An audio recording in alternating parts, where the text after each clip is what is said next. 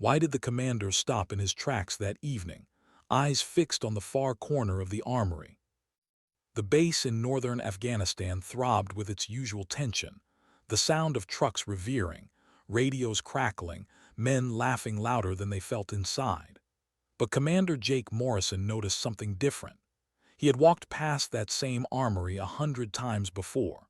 Tonight, though, his step slowed, his instincts tightening like they always did when something worth noticing was unfolding. In the far corner, a figure was bent over a Barrett M82A1. The rifle gleamed in the fractured light, the long steel barrel catching threads of sunset bleeding through dusty windows. The weapon itself was nothing new. Jake had seen plenty of soldiers clean their rifles before missions, but what stopped him wasn't the weapon. It was the way she moved. At first he didn't know she was a she. From behind, the soldier's frame was small, tighter than the broad-shouldered men he commanded. But her hands, precise, fluid, unshaken, guided the disassembly as though she wasn't cleaning metal but conducting something sacred. Each pin, each bolt, each deliberate wipe of oil was performed with a reverence that unnerved him. Soldiers cleaned rifles like chores. She cleaned like it was survival. Jake's first thought was Rodriguez or Thompson, two men he knew for their obsessive maintenance. But this wasn't their rhythm. This was different. He stepped closer, shadows long across the concrete floor. The figure straightened just slightly, tilting her head enough for him to see her face. Not Rodriguez, not Thompson. A woman. She didn't flinch when she noticed him. Her eyes met his for half a breath. Calm, steady, professional, no nerves, no explanation, just acknowledgement. Then she looked back down and continued. Jake lingered, suddenly unsure. He had commanded elite SEAL teams for over a decade. He prided himself on knowing every asset on his base. Yet here was someone, unknown. Someone handling a .50 caliber rifle like it was part of her body. The Barrett wasn't a weapon you stumbled across. It was specialized, selective. Whoever used it had training, the kind that came with whispers and stories in the small, closed world of special operations. He wanted to ask her name, wanted to ask why he hadn't seen her on the roster, but he stayed silent. Her focus was complete, the kind that dared you to interrupt at your own risk. Instead, he stepped back, letting the mystery breathe. Some soldiers carried their reputation before them like a shadow. Others didn't need to. The dangerous ones were often the quiet ones, the ones who let their weapon speak. That night, as Jake prepared for the mission briefing, her face stayed in his mind. The following morning, the air inside the briefing room felt heavier than usual. His intelligence officer, Lieutenant Sarah Chen, flicked through maps on the projector. "Enemy sniper teams," she said, voice clipped. "They've been hitting our observers at ranges beyond a kilometer. They know the mountains better than us. If we try to push forward without neutralizing them, we'll bleed before we reach our objective." The room was tense. Jake asked the question anyway, "What's our counter-sniper situation?" Chen glanced down at her notes. "Limited. Jenkins is good, but he hasn't taken live shots beyond 800 meters. The enemy, they're positioned between 12 and 1500. The silence that followed said it all. 1,000 meters might as well have been a wall. Ordinary snipers could stretch that far under perfect conditions. But consistently, against camouflaged, patient hunters in mountains that twisted the wind, it bordered on impossible. Jake exhaled slowly. He was already thinking of backup plans, drones, artillery, maybe a slow crawl through the ridgelines when the door opened. She walked in. The same soldier from the armory. Carrying a tablet, uniform sharp, face calm as ever. No hesitation as every head in the room turned. "Sorry to interrupt, Commander," she said evenly. "Staff Sergeant Alina Rodriguez, temporary assignment JSOC. I understand you have a long-range problem." Her voice was firm, not loud, not apologetic. She wasn't here to beg inclusion. She was here because she belonged. Jake felt the pieces fall together. JSOC didn't send temporary assignments for nothing. He studied her, The quiet authority in the way she held herself, the way her eyes lingered on the terrain maps. "What's your background with extreme-range engagements?" he asked. "I've been running counter-sniper operations for 3 years. My effective range extends beyond 2,000 meters, depending on conditions." The room shifted. 2,000 meters. That wasn't just proficiency. That was another universe. That was the kind of range you heard rumors about but rarely met in flesh. Lieutenant Chen blinked, recalibrating the tactical map. "Enemy targets are here and here," she said, tracing the ridgeline. "Both estimated around 1,400 meters from the closest approach." Rodriguez studied the map in silence. She wasn't rushing, wasn't trying to impress anyone. Jake noticed how her lips pressed together slightly, eyes narrowing as though she could already see the valley, smell the wind, hear the silence between heartbeats. Finally she spoke. "Morning hours. Wind patterns rise along the eastern slope. Predictable updrafts between 07 and 0900. Shot placement is feasible from here." Her finger landed on a position no one had even considered. Jake leaned forward. "That puts you 1,800 meters from the primary." "Yes, sir," a beat, "well within my operational range." There was no arrogance in her tone, just fact. Jake sat back. He remembered the way she had cradled the Barrett the night before, not as a weapon but as a craft. Suddenly it all made sense. "What equipment do you need?" "The Barrett from yesterday is zeroed for these conditions. I'll need a spotter versed in extreme-range ballistics, or," she glanced briefly at the room, then back at Jake, "I can operate alone if necessary." The matter-of-factness struck him again. No posturing, no bravado, just quiet confidence in capabilities most soldiers would never dream of. The room exhaled collectively. Jake realized in that moment they had gained something rare, not just a sniper, a specialist, someone whose silence had carried across the armory like a signal. But there was something else, wasn't there? A question gnawed at him. She hadn't flinched when he'd caught her alone. She hadn't stumbled over words in a room full of strangers. She carried herself with the composure of someone who had already lived 100 missions in the shadows. What hadn't she told them yet? As the briefing ended, Jake knew one thing for certain. Tomorrow's mission would test every inch of her claim.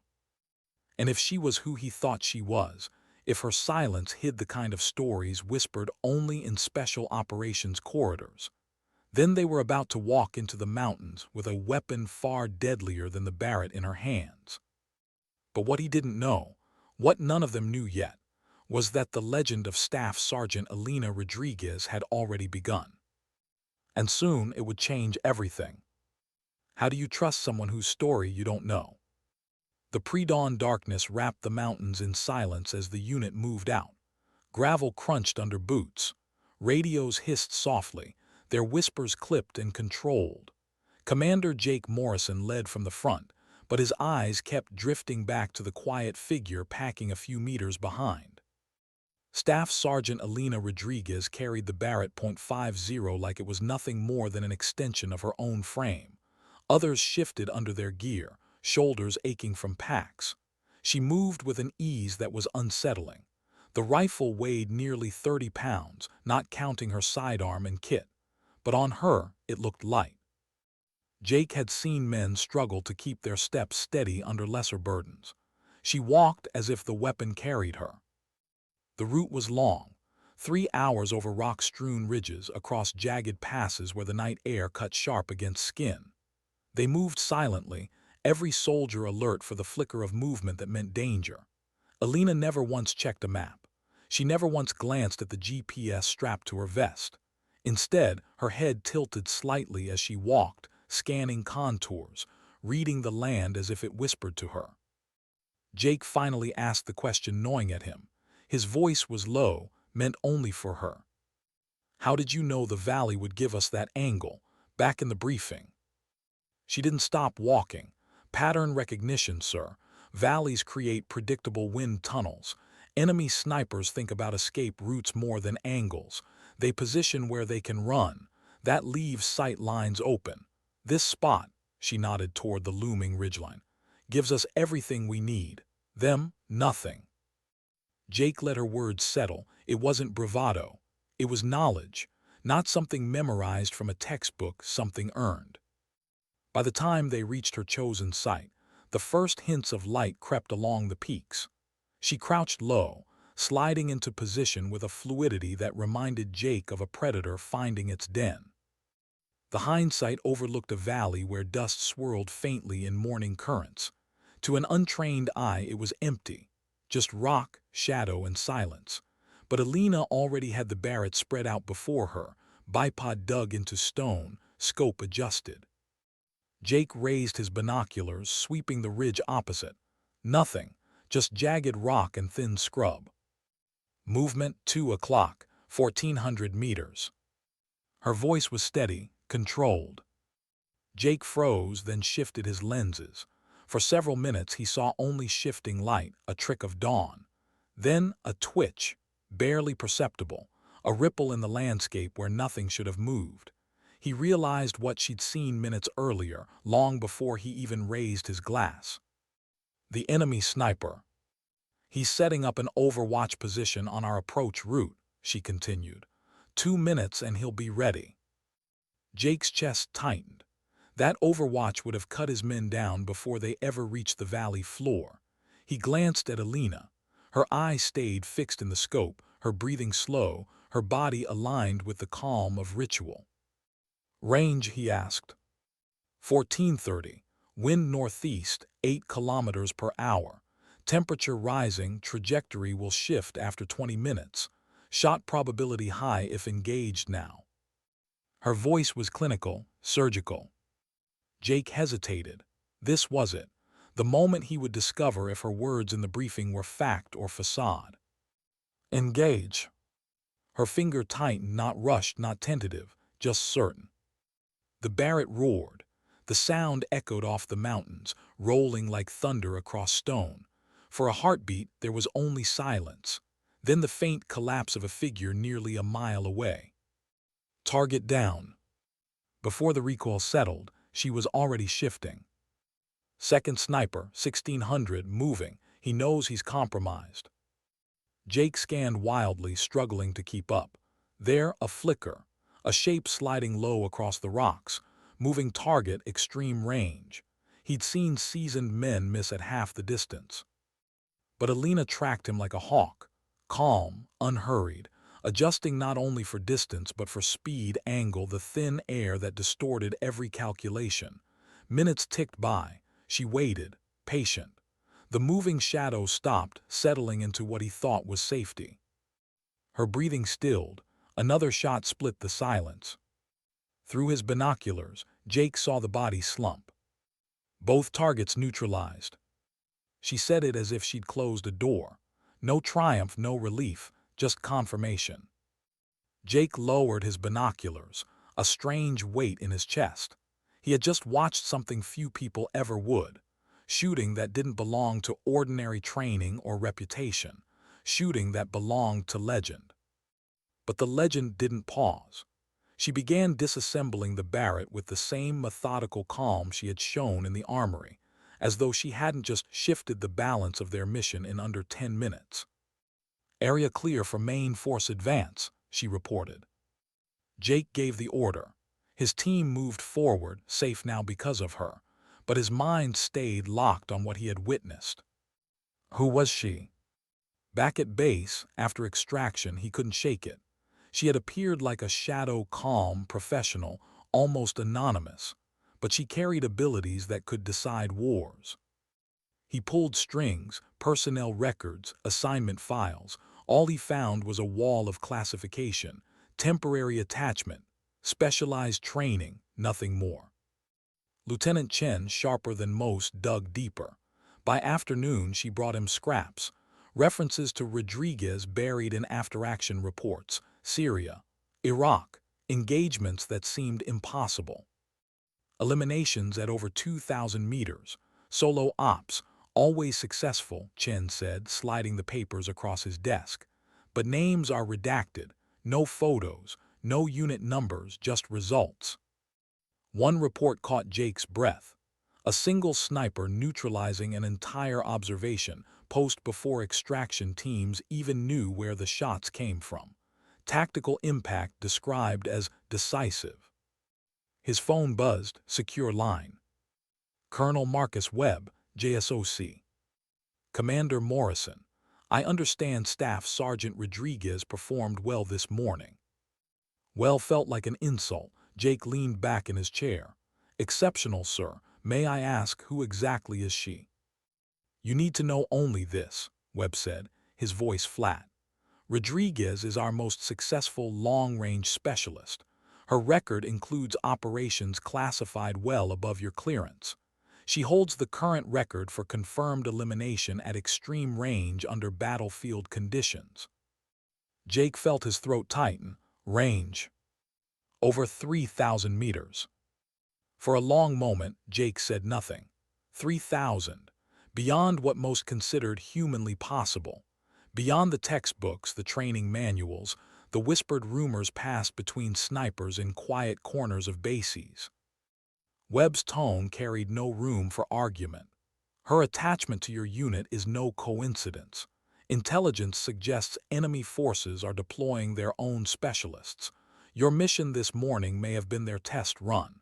If that escalation continues, Rodriguez will not just be an asset, she'll be a necessity. The line clicked dead. Jake sat alone, the room spinning with implications. He thought of her eyes meeting his in the armory.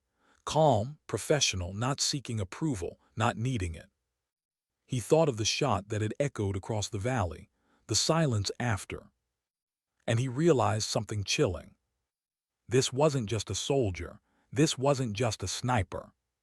She was a weapon. A human weapon forged for a battlefield most men would never even see. But as he walked back to the armory and found her there again, cleaning the Barrett with the same reverence as before, he couldn't escape the deeper truth. Weapons don't carry themselves with dignity. People do. And dignity, he realized, was the one thing she never announced, never displayed. She simply lived it in silence, in patience, in precision. Jake knew then, his team had changed forever. And the war they were fighting had just entered a different scale. What happens when the enemy decides to match your best with theirs? 3 days after the mission that cemented her presence, the air in the briefing room felt heavier. Lieutenant Chen projected satellite images onto the wall, grainy but clear enough to reveal the shape of something new. Positions along the ridges, not random, not haphazard, planned. These aren't local fighters, Chen said. These are professionals. We estimate at least 3 enemy snipers, all positioned with overlapping fields of fire. Ranges between 25 and 3,200 meters, depending on their approach vectors. The silence that followed was stark. Everyone understood what those numbers meant. That was the absolute edge of possibility. Jake Morrison studied the map. The positions weren't just well placed, they were cunning. Whoever they were, they knew how to set traps. The concealment was perfect, the escape routes clear, the sightlines unforgiving. Rodriguez sat at the edge of the table, eyes locked on the terrain like she was memorizing every ridge, every fold of rock. She traced invisible lines in the air, her finger moving slowly, deliberately. Finally she spoke. These aren't militia, they're trained, coordinated, area denial tactics. This is systematic, conventional assault won't work. Her voice didn't rise, but the certainty carried through the room like weight on the chest. Jake turned to her. Is it within your capability? She didn't answer immediately. Her eyes narrowed, lips pressed tight, thoughts turning over like gears. She wasn't hesitating, she was calculating. The distances are manageable, she said at last.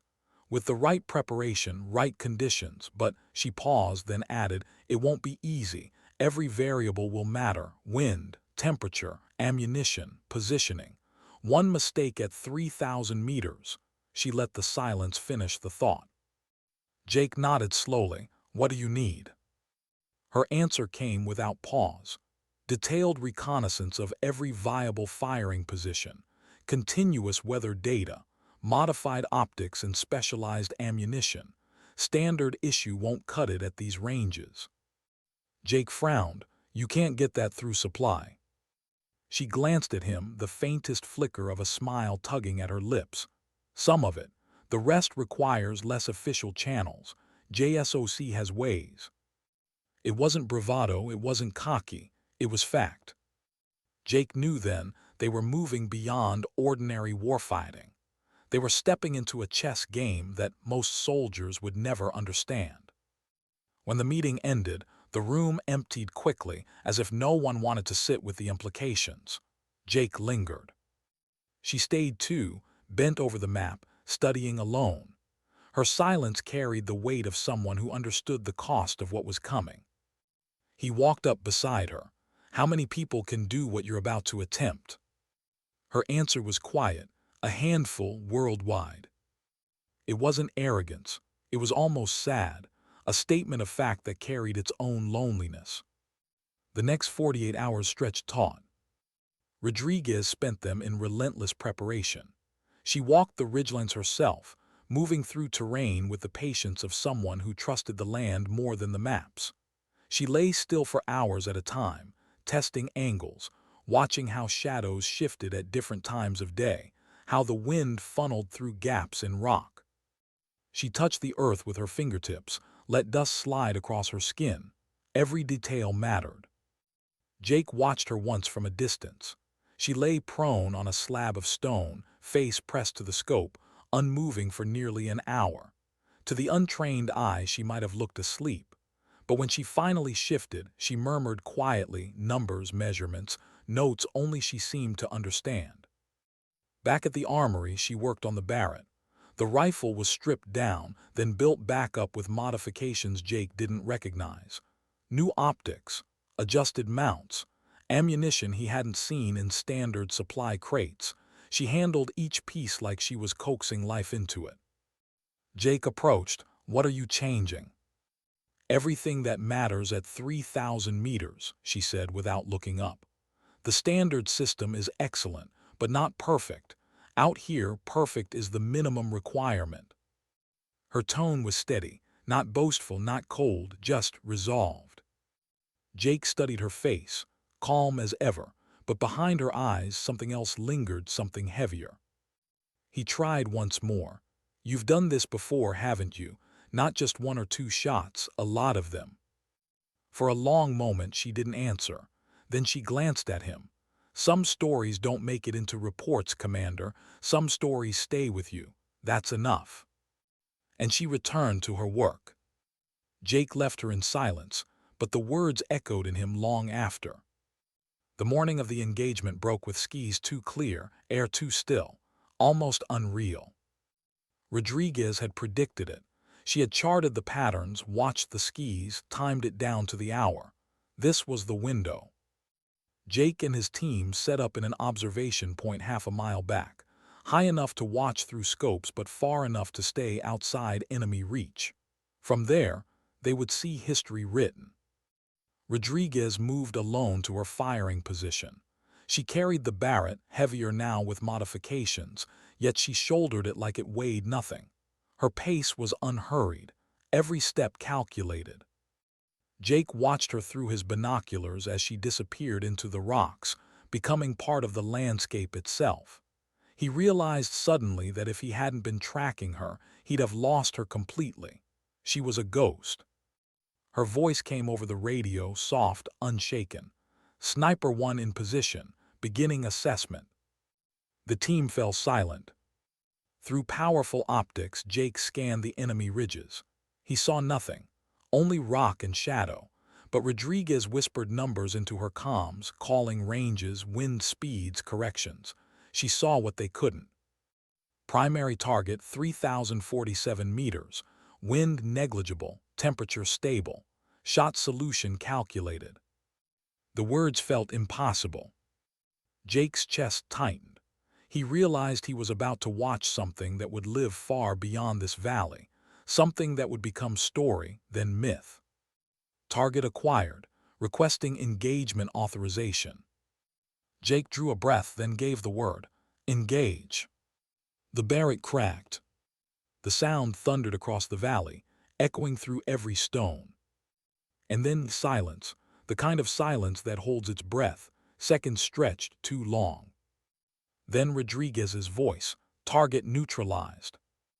Jake blinked hard, his throat tight. He had just witnessed the impossible, a shot across nearly 2 miles of hostile terrain, a shot that redefined what humans could do. But there was no time to process.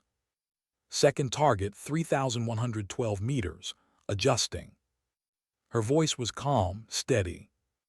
Jake thought about the men on the other side, their confidence in their positions, their training, their certainty that they were untouchable. They had no idea. Rodriguez's breathing slowed. Another shot split the air.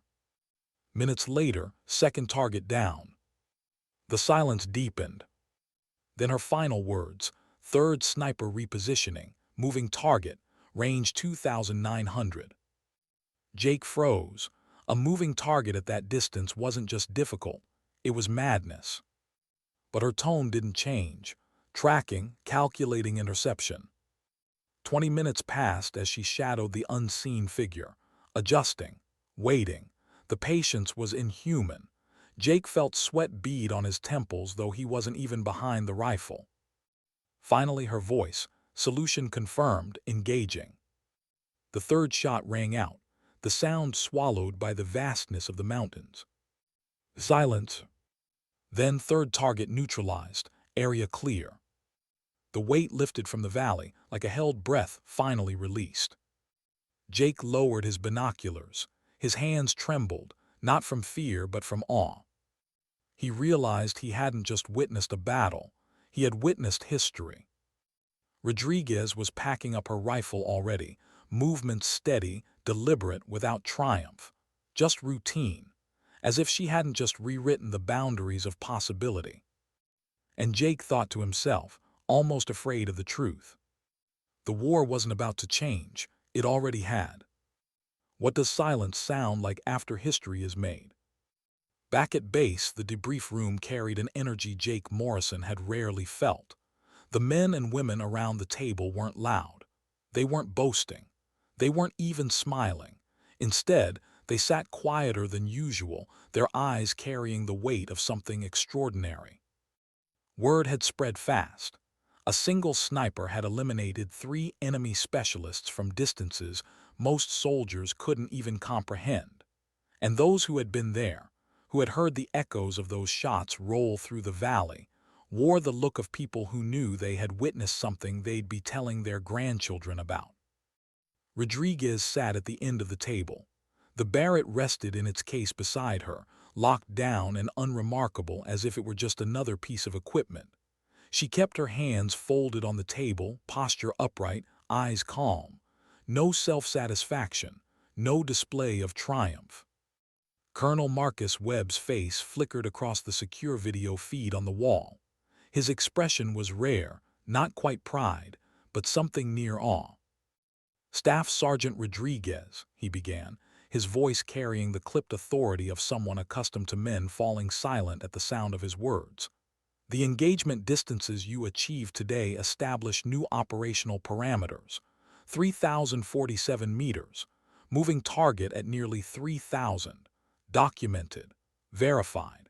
That will stand as the limit of battlefield precision for years to come." The room stayed silent, even the air seemed to pause. Rodriguez inclined her head slightly, not a smile, not pride, just acknowledgement. "The conditions were optimal," she said evenly. "Stable temperature, minimal wind variance. Specialized ammunition performed consistently. The equipment did its job." Webb leaned forward slightly. "The equipment didn't calculate wind vectors, it didn't regulate breathing, it didn't make the call. You did. Don't mistake humility for falsehood, Staff Sergeant.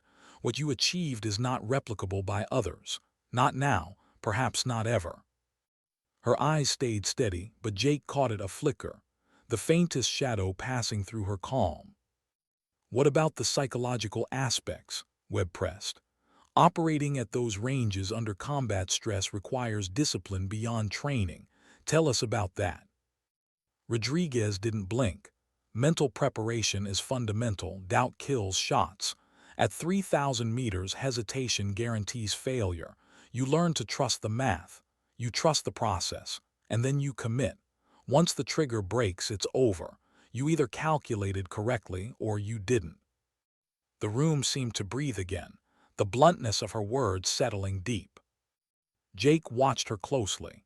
He realized she wasn't describing a victory. She was describing a burden. The absolute clarity of someone who had accepted responsibility for life and death across distances where no second chances existed. Webb ended the call with clipped finality, leaving the room quieter than before. Jake dismissed the team. One by one, boots scraped against the floor until only he and Rodriguez remained. She stayed seated, hands still folded, her eyes fixed on some point far beyond the walls. He broke the silence gently. You know what this means, don't you? Her head tilted slightly. That they'll send more. Jake nodded. Yes, but also that you're no longer invisible. That shot, those shots, they'll echo further than any bullet you've ever fired. The enemy will hear them. Our allies will hear them. Even the people who don't know your name will feel the weight of what happened today. She exhaled slowly.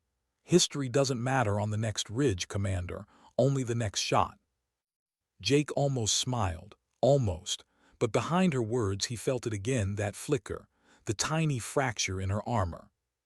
2 nights later, the base mess hall hummed with subdued chatter. Soldiers laughed louder than usual, their jokes brittle, their smiles forced. Fear disguised itself as humor. That was normal. Rodriguez sat alone, a tray untouched before her. She wasn't isolating herself out of arrogance. She was simply apart, a gravity that kept others at distance. Jake approached, setting his own tray down. For a while they ate in silence. Then he asked the question that had been gnawing at him. What's it like, pulling a trigger at that distance, knowing what's about to happen long before it does? She paused, her fork still. It's like throwing a stone into water, she said at last. You watch the ripples form, you know what's coming, but the moment before the splash, that's the weight, that's where you feel it. Jake swallowed, and the splash. Her eyes flickered, steady but shadowed. You don't hear it, you move on before it reaches you. The silence between them deepened, heavy with unspoken truth. He realized then that her calm wasn't the absence of emotion. It was control, containment, the discipline of someone who had built walls to keep the weight of countless ripples from drowning her. The next morning, intelligence confirmed what Rodriguez had already predicted. Enemy intercepts were frantic, confused. They spoke of the ghost, of impossible distances, of unseen death from beyond comprehension. They don't know how to counter it, Lieutenant Chen reported. They're pulling units back, reinforcing areas they once thought untouchable. They're afraid of ridges, afraid of valleys. They're questioning every position. Jake nodded slowly. Strategic uncertainty. That was the true victory. Rodriguez hadn't just neutralized 3 snipers. She had shifted the enemy's confidence, made them doubt the very ground they walked on. But he looked at her, sitting in the corner, quiet as always, and he wondered what it cost her to carry that weight. Later that week, Webb called again. Rodriguez's assignment to your unit will become permanent, he said flatly. Her capabilities are now essential to operational effectiveness in your theater. Protect her, utilize her, and understand she is a strategic asset. The words grated on Jake. Asset, like she was equipment, like she wasn't flesh and blood, sitting in his armory each night, stripping her rifle with the care of a craftsman trying to hold the world together. After the call, Jake found her again in the armory. Same spot, same posture. The Barrett dismantled, its parts gleaming under a single overhead light. Her hands moved in silence, methodical, reverent. He leaned against the doorway. They're making it official. You're with us, permanently. She didn't look up. Until I'm not. Jake frowned. What does that mean? Her hand stilled for a fraction of a second. Then she resumed. Nothing's permanent in this world, Commander. Not assignments, not records, not even legends. Only the next mission. He let the words settle, unsure whether to challenge them. Finally, he said, "You don't see yourself the way others do you?" This time she did look up. Her eyes met his, calm, steady, and behind them a storm she would never let anyone else see. "I see myself clearly enough," she said. And she returned to her work. That night Jake lay awake in his bunk, staring at the ceiling. The shots replayed in his mind. Not the thunder of the Barrett, not the collapse of distant shadows. The silence after. The silence that stretched for seconds too long, heavy and suffocating, before her voice broke through. Target neutralized. He realized then what had unsettled him most about Elena Rodriguez. It wasn't her skill. It wasn't the impossible shots. It was her silence. A silence that spoke louder than thunder. A silence that carried more weight than the sound of death itself. And he wondered, how long could anyone live with that silence before it consumed them? How long can someone carry silence before it starts carrying them? The days after the record-breaking shots blurred together in dust, heat, and routine. Patrols came and went. Supply trucks groaned through the gates. The base seemed the same on the surface, but underneath, everyone knew things had changed. The enemy wasn't pushing forward with the same confidence anymore. They lingered in shadows, hesitant, uncertain. Rodriguez's presence had become its own kind of weapon. The men didn't say it outright, but Jake could see it in the way they glanced toward her when things got tense, as though her calm alone kept them grounded. She had become a quiet anchor. But anchors can also sink. Jake noticed the small things first. She didn't sleep much. At night, when most of the base tried to drown the day in restless dreams, her bunk was empty. He found her instead in the armory, the Barrett always disassembled before her, her hands working in silence.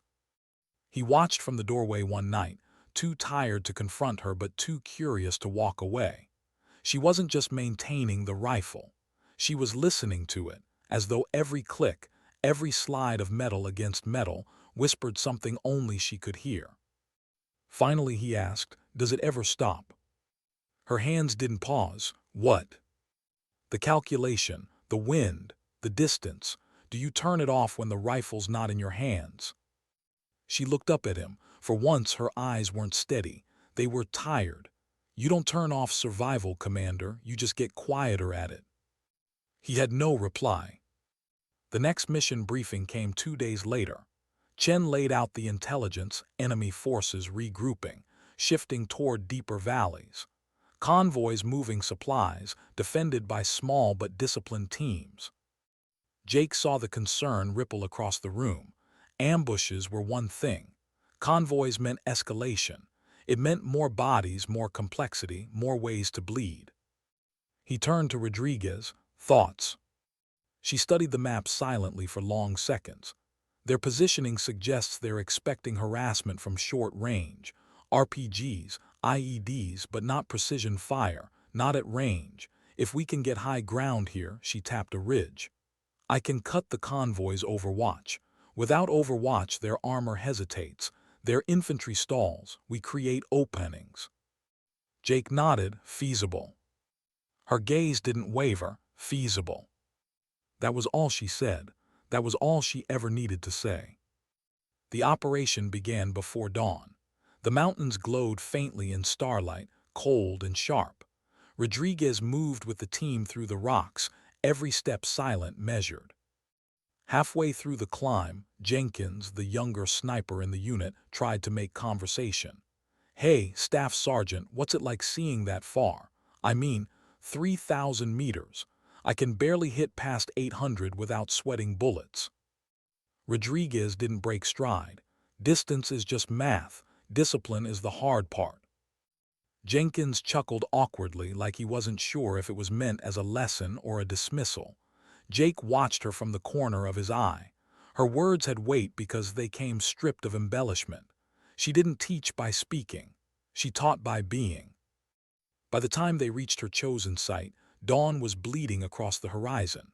The convoy appeared faint in the valley below, engines growling, dust rising behind armored trucks. Rodriguez settled into position, Barrett stretched before her like a piece of her own body. Her breathing slowed. Her hands stopped fidgeting. She became still, the kind of stillness that isn't absence but total presence. "Range?" Jake asked softly. "Primary overwatch 2100. Secondary 2600. Wind calm, I'll take the far first." The words carried no tension, just sequence. The first shot cracked. The secondary overwatch collapsed. Before the echo faded, her hands shifted, reloaded, adjusted. Another crack, primary overwatch dropped. The convoy shuddered to a halt, confusion rippling through the column. Infantry scrambled, shouting, searching shadows. But the ridges gave nothing away. Jake ordered the ambush. His men struck like a hammer, exploiting the hesitation she had carved out of the enemy. The convoy fell apart in less than 10 minutes. Victory clean, efficient. But when they regrouped for extraction, Jake saw something in Rodriguez's eyes he hadn't before. Not pride, not relief, something darker.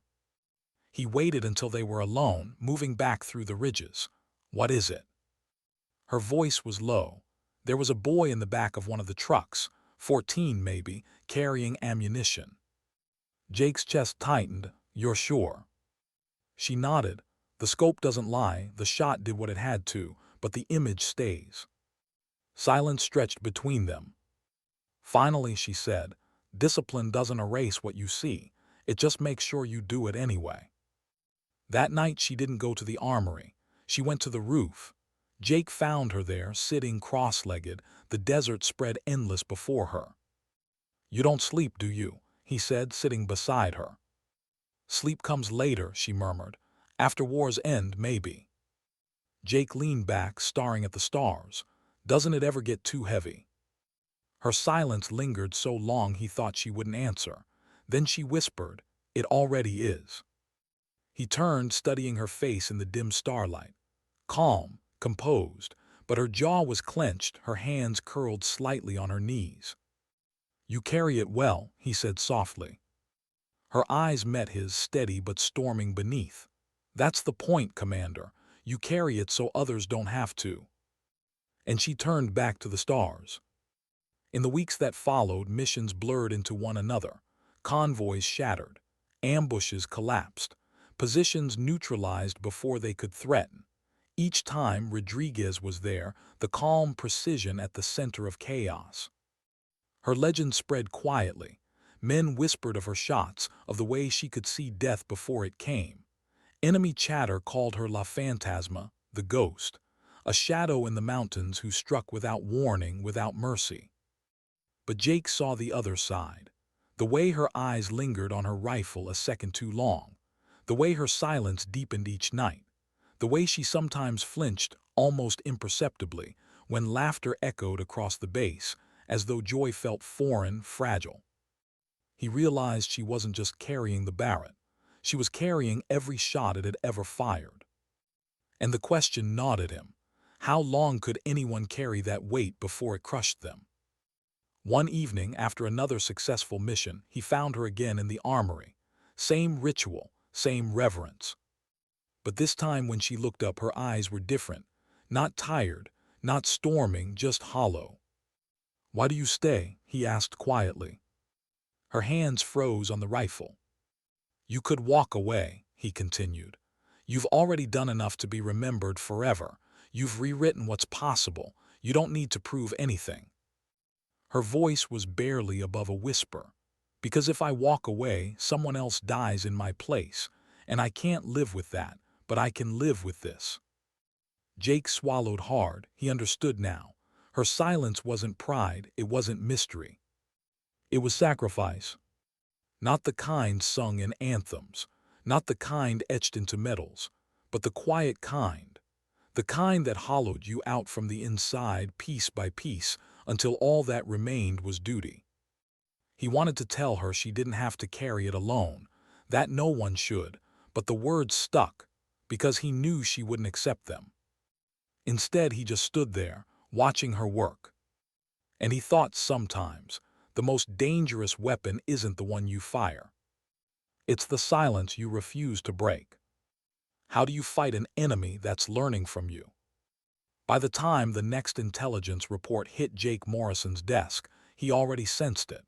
Victories had come too clean, too consistent. The enemy wasn't retreating, they were recalibrating. Lieutenant Chen confirmed it. New chatter indicates the arrival of foreign specialists, not locals, not militia, professionals. Their positioning patterns are different, they're patient, coordinated, and they've studied us. They're waiting for her. The room fell silent. Everyone knew who her was. Jake looked around at his men. Hardened faces, confident but shadowed with unease. They had grown used to having Rodriguez as their edge. She had become the invisible wall between survival and death. But what happens when the enemy builds someone to climb that wall? Rodriguez sat in her usual place at the table, eyes on the maps, calm as ever. She didn't shift when Chen said it. She didn't flinch when the word foreign dropped like a stone into the silence. She just studied the terrain, her finger tracing invisible lines between ridges. Finally, she spoke. "They've set their trap here," she tapped a valley bottleneck. "This position is too obvious. They want me to take it. They've calculated where I'd go, how I'd set up. It's bait." Her voice carried no hesitation, no nerves, just certainty. Jake leaned forward. "What happens if you take the bait?" Her eyes lifted, calm, cold. "Then I don't come back." The silence that followed was suffocating. Preparations began anyway, because war doesn't pause for discomfort. Rodriguez moved like she always did, methodical, deliberate, as though nothing had changed. But Jake noticed the details. The way she checked the Barrett 3 extra times.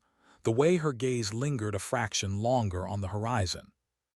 That night, he found her alone again, this time not in the armory but outside the wire, sitting on a rock with the desert stretching endless before her. "You think this is it, don't you?" Jake asked, lowering himself beside her. Her face didn't shift. "I think they finally understand what they're facing, and they'll send someone like me." Jake felt the truth in her words. Somewhere out there, another sniper was running the same calculations, adjusting for the same wind, waiting for the same breath. Another ghost in another set of crosshairs. "You're not invincible," he said quietly. Her eyes flickered. "No one is, not even ghosts." The mission began under a sky too blue, too open. The kind of morning that felt wrong, as if the world itself was holding its breath. Rodriguez led the way up a narrow ridge, the Barrett strapped across her back, every step chosen with surgical precision. Jake and a small Overwatch team followed at distance, tasked not with engaging but with witnessing. They all knew this wasn't just another mission. This was a duel. By midday, she had reached her chosen site, not the Bait Valley but a secondary ridge, one that offered harsher angles but greater concealment. She lay prone, Barrett extended, eye pressed to scope. Her breathing slowed. "Sniper 1 in position," her voice came over the radio. Calm, steady. Jake scanned the opposing ridges through high-powered optics. At first, nothing.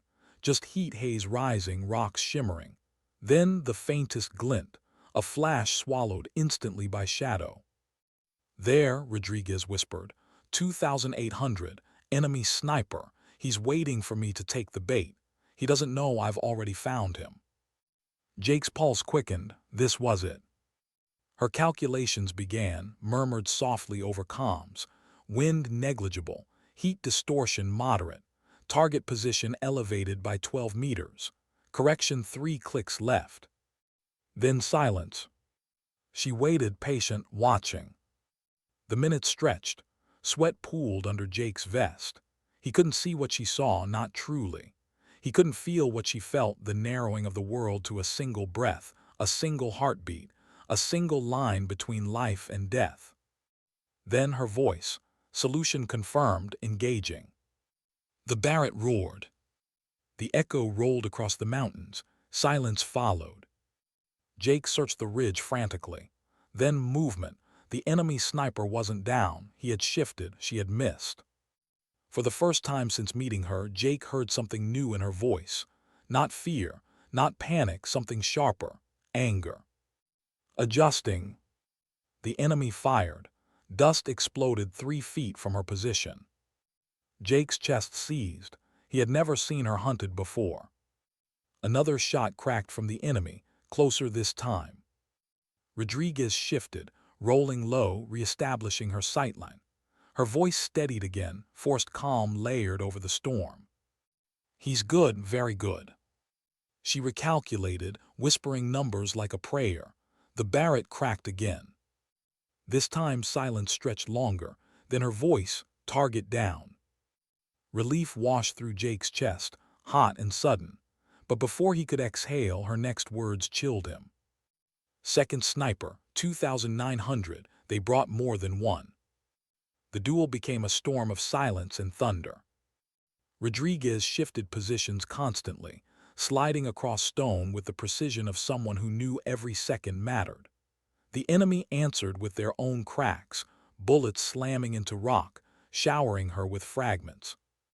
Jake watched helplessly, his men gripping rifles they couldn't use at those ranges. All they could do was observe as two ghosts hunted each other in a deadly geometry of wind and math. Minutes dragged into an hour. Sweat streaked her face. Her breathing slowed and steadied with each adjustment, each correction. Every shot she fired felt like the world itself pausing. Finally she spoke, second sniper neutralized. Her voice was flat, drained. Jake wanted to breathe relief, but something in her tone stopped him. Extraction was brutal. Enemy mortars bracketed the ridge, slamming stone, shaking the ground. The team scrambled downslope, dust choking the air, radios screaming with interference. Rodriguez carried the Barrett, her movements slowed but deliberate. She had been closer to death than ever before. Jake saw it in her eyes when they finally reached cover, the exhaustion, the crack in her calm. But she didn't collapse. She didn't falter.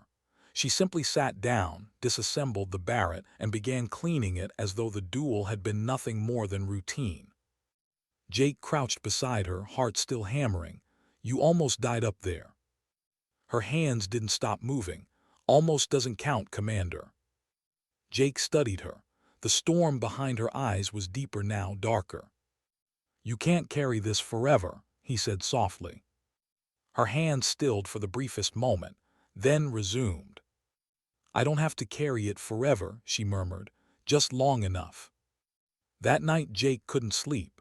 He kept hearing the echoes, the enemy shots slamming into rock, the dust exploding around her, the calm in her voice as she recalculated under fire. He realized something he hadn't wanted to admit.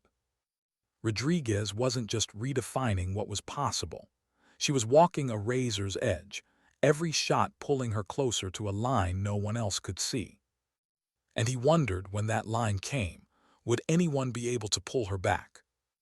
Or would her silence carry her across it, into a place no one could follow? What happens when the war outside meets the war inside? The duel with the foreign snipers left its mark. Outwardly, Rodriguez carried on as she always had, calm, methodical, the Barrett never far from reach. But Jake Morrison saw it. The faintest tremor when she lit a cigarette after patrol. The way her silence no longer felt steady, but heavy. The others noticed too, though they didn't dare say it aloud. To them she was still La Fantasma, the ghost, the legend. But legends don't bleed in obvious ways. Legends bleed where no one sees. 2 weeks later, intelligence flagged a high-value target moving through the region. A commander responsible for coordinating strikes against Allied convoys. The mission was straightforward in planning. Intercept the convoy, eliminate the commander, disrupt the chain. But nothing is ever straightforward in mountains that swallow men whole. Lieutenant Chen laid the plan across the table, her finger tracing the expected route. We strike here. Their forward scouts won't expect long-range engagement. If we neutralize the commander, their operation collapses. Jake turned to Rodriguez. Feasible. Her eyes scanned the map. Feasible. The word carried weight, but her tone lacked something it once held, the iron certainty that had defined her from the start. Jake caught it, the others didn't. The mission began at dawn. The convoy wound through the valley like a snake, dust clouds rising behind battered trucks and armored vehicles. Rodriguez lay prone on a ridge, the Barrett balanced before her, scope adjusted. She was silent for long minutes, too long. Finally she whispered, "Target acquired, 2,300, commander's vehicle marked, I have the shot." Jake listened. Her voice didn't sound like stone anymore. It sounded like someone forcing stillness over a storm. "Engage," he ordered. The Barrett roared. The commander's vehicle shuddered, glass shattering, body collapsing. Chaos erupted below. Soldiers scrambled, firing blindly into ridges they couldn't see. The convoy fractured, panic rippling like cracks in glass. Jake radioed the team. "Mission accomplished, extract." But Rodriguez didn't move. "Staff Sergeant," Jake pressed. Her eyes stayed locked to the scope, her breathing shallow. "There's a boy," she whispered. "Rear truck, not a fighter, just a boy, 14 maybe." Jake froze, the same detail she'd seen before, a reminder of fracture. "Rodriguez, disengage," he said firmly. Her hands clenched the rifle. Her voice was low, shaking under its calm. "If I let him live, he grows into a fighter. If I end it now."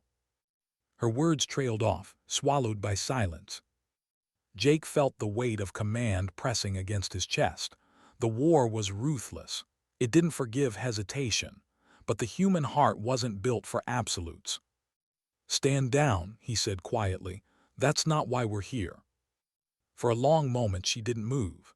Then finally she exhaled, sliding back from the rifle. Extraction was rough. Mortars bracketed the ridges, dust and rock raining down. But they made it out, convoy shattered, mission successful. On paper it was perfect, but Jake knew the truth. Something inside her had cracked wider. That night he found her in the armory again. The Barrett lay in pieces. Her hands moved, but slower, less precise, as if even the ritual was heavy. He stepped closer. "You saw him, didn't you, the boy?" Her eyes lifted, storming now, no longer calm. "You think it's the first time. You think this rifle only takes soldiers. Every shot has a face, some older, some younger. They don't put that in after-action reports." Jake felt the words like a punch. He had killed plenty. He had ordered men to kill more, but her burden was different. Her kills weren't chaotic in the blur of battle. They were deliberate, calculated, personal. She lowered her gaze to the weapon. "This rifle doesn't lie, Commander. It shows you everything. Too much sometimes." Jake wanted to reach out, to take the rifle from her hands, to give her space to breathe. But he knew she wouldn't allow it. "Why do you keep doing it?" he asked softly. Her voice cracked the first time he'd ever heard it. "Because if I don't, someone else has to, and maybe they're not ready to live with it, but I am." Her hands trembled on the barrel, only for a moment, then she steadied. The silence after was unbearable. 3 nights later the base came under direct attack. Mortar rounds hammered the perimeter. Sirens screamed. Dust and chaos swallowed the compound. Rodriguez moved faster than anyone, the Barrett in her arms as though she'd been waiting for this. She sprinted to the wall, set up in seconds, and began returning fire at silhouettes on the ridges.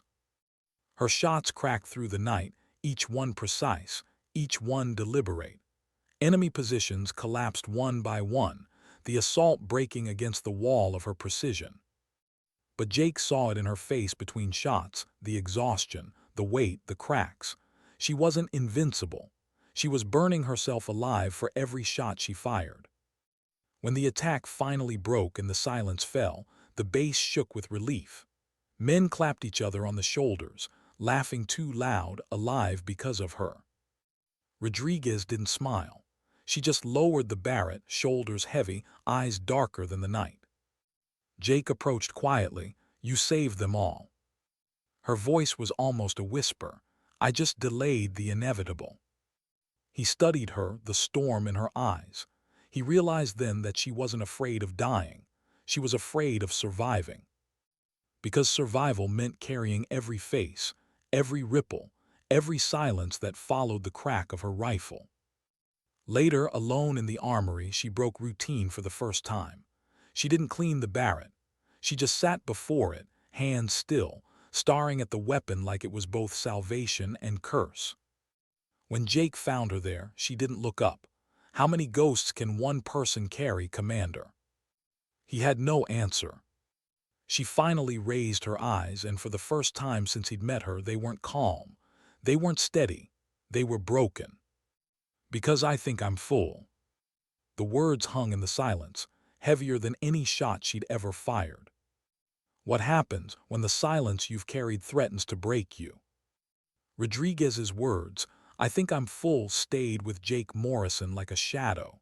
He replayed them in his mind long after she'd left the armory that night. She had always carried herself as unshakable. Now, for the first time, he had seen the fracture. But the war didn't wait for fractures to heal. Within days, intelligence lit up. The enemy was regrouping for a massive push. Convoys, mortars, trained sharpshooters, all funneling toward the valley. It wasn't harassment anymore. It was escalation.